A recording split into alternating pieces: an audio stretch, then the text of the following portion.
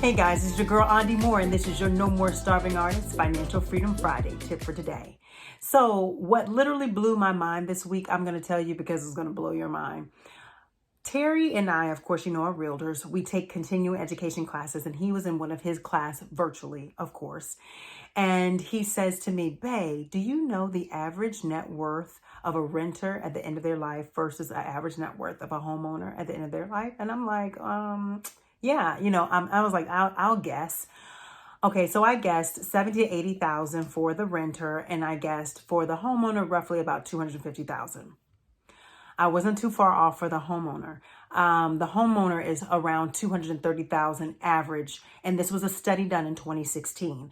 This is an average, and it depends on where they live. However, the renters average, their net worth, the average renter net worth in the end of their life was around $5,000. Did you just hear what I said? I said $5,000.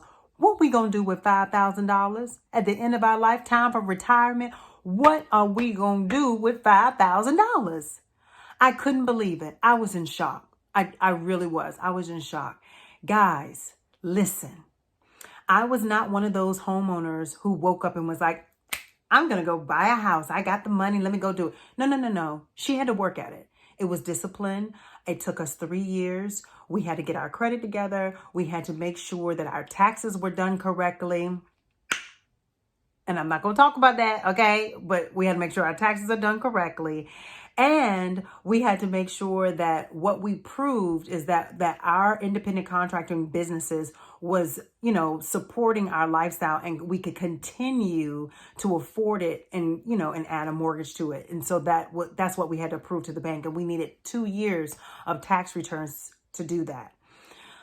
So I wanted a house, and I told Terry, I want a house. It wasn't because I knew anything about assets, and to be honest, I'm still learning about it.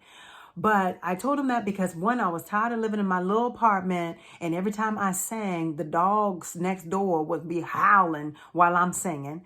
And then my parents were homeowners, and I was like, if my mom and daddy can do it, so can I. Okay, you might not have mama and daddy doing it. But so let me just tell you and help teach you. If you're a renter, try your best to stop renting. Listen to me. Try your best to stop renting and take the time to start preparing yourself to own a home.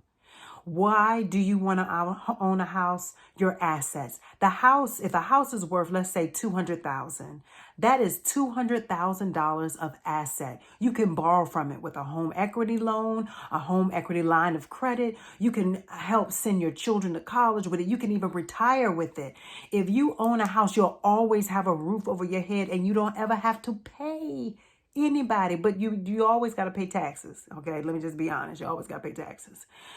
Having a house, that is what the asset is. Now, building wealth is a part of owning a home. Your renter, if you're staying all the way at the end of your lifetime renting, and there's only $5,000, what are you leaving behind for your legacy? What are you doing to help the children's children, your children's children? What are we teaching them? This is my tip for the day. Renting versus owning a home. Owning a home is definitely the better bet, and you will have assets. However, if you're renting right now, it does take time. You don't just wake up and be like, yep, most people don't. Let me just be honest, because most people, it takes time to save that type of money, and I was one of them. So anyway, this is your girl Andi Moore, and this is your No More Starving Artist Financial Freedom Friday tip for today.